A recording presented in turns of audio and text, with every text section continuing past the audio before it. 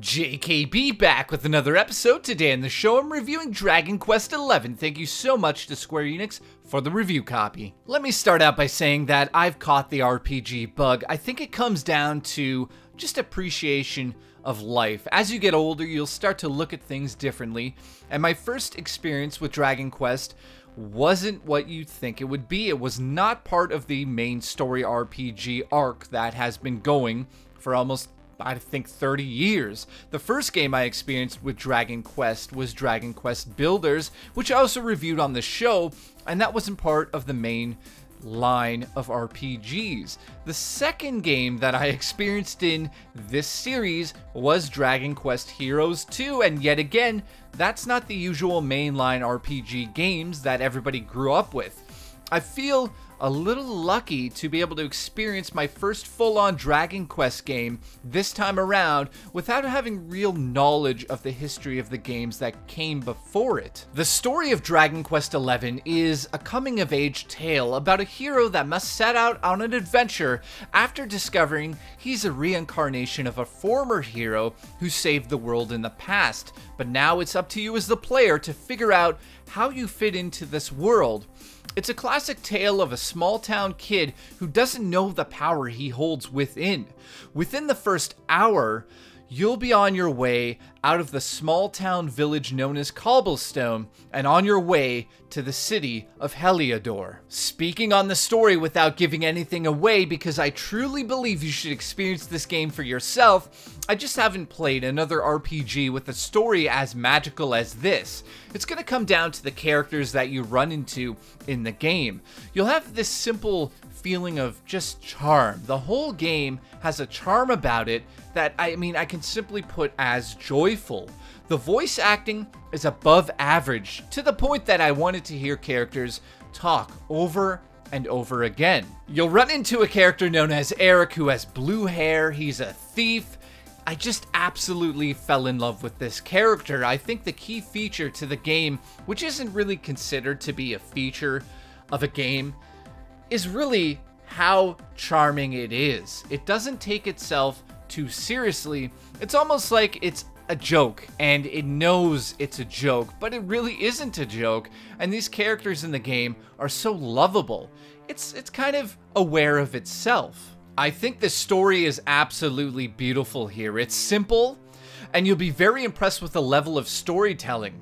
The dialogue is witty and charming. I absolutely love the story of Dragon Quest now. Gameplay-wise, this is not going to push the genre into new territory. I realized in the first 4 hours that you could take this game and strip it down to an 8-bit game, and you basically have a lot of what the original game was like on the Nintendo.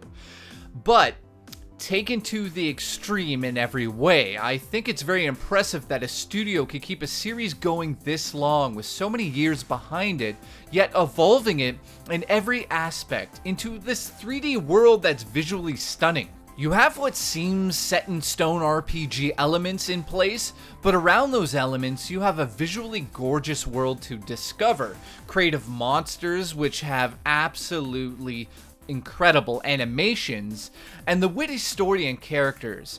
And lastly, so many side quests and main missions that the game will easily take between 70 to 80 hours to complete. The game is broken up into small and large areas. You'll take on monsters as you walk around and ride your horse in between towns. The game's battle system doesn't have a random encounter generator because all of the enemies are shown walking around the map in the overworld. This means you can kind of decide if you want to enter a battle or not. Now, I understand that some players really feel that the random encounter events that usually take place in most RPG games give the game a sense of uneasiness that you just won't have here. And I do believe that's because the devs wanted to make this game a little easier to get into for the mainstream gamer out there. I think the game isn't exactly hard, and you will experience a little frustration if you're a seasoned RPG gamer because of this. The game does offer a challenge in some moments, but overall, it isn't exactly the hardest RPG you'll ever play. The battle system is still a turn-based game, which gives you the ability to be able to freely move your character around the battlefield. But the movement isn't going to change the battle at all. I turned the camera feature off, and I put the game into a classic turn-based camera system. And once I did that, I really enjoyed the game a lot more. There's also this ability to jump in the game, which is mostly used to get to the rooftop, to save cats on the roof, or to get to higher sections of the map.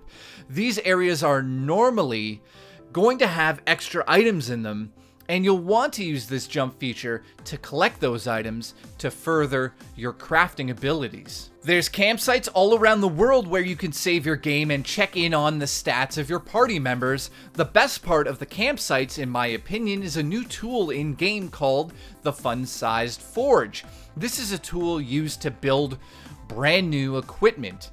In what's almost considered to be a mini game, you'll have to tap the button to create your new gear. You'll also be able to kind of overdo it, so you have to kind of pay attention to the meters. And you also get to toss older gear into the forge and rework the stats on the older gear. This tool in the game is going to be the reason why you go off the beaten path and look for rare items in the bushes. Visually speaking, the game is absolutely gorgeous. The world is alive with grass blowing in the wind, monsters around every corner. One small detail that really impressed me in the game is the animation of each of the different monster types. The way they move really gives you a sense of their character. It's the fine details in this game that are going to really make this game feel as charming as possible. I'm in love with the world, characters, and monsters. Lastly, the combat is very basic with all of the usual features of an RPG. There's MP points that you'll have to manage as you get further into the game, and a skill tree that you will use to level up your character. I think that it's kind of a good thing to say now that this game is really easy. However, that's going to be kind of a negative to the hardcore gamers out there, but it's still very enjoyable to play. But if you're a seasoned, hardcore vet of JRPGs, you might find this game to be incredibly easy, and that's going to be a negative for a lot of people out there. At the end of the day, Dragon Quest XI can be called a masterpiece by many, but it's not perfect in my opinion. The music isn't as good as I was expecting it to be. The game's balancing is really good, but it's a walk in the park, and that's going to, again, be a huge downer for anybody expecting a major challenge in the game. I'm going to give Dragon Quest XI a solid 9 out of 10. I highly recommend it for anybody that's into RPGs. There's a lot of charm here that you're not going to get in any of the other mainstream RPGs or even the indie scene. And that is definitely the reason why I highly recommend you go out there and get this right away. And I also suggest for the people that have Nintendo Switch to maybe wait for that release date, because this game on the go is going to be basically a must-own. There's no reason not to own this game if you're into RPGs, and if you have it on PlayStation, yeah, it looks just unbelievable. I'm at a loss for words at times, and I rarely say that. And I'm not talking about a visually, photorealistic environment. I'm talking about an art style that is so refined and detailed. So thank you for watching JKB. Do me a favor, hit the like button if you enjoyed my review, and I'll see you in the next episode of JKB.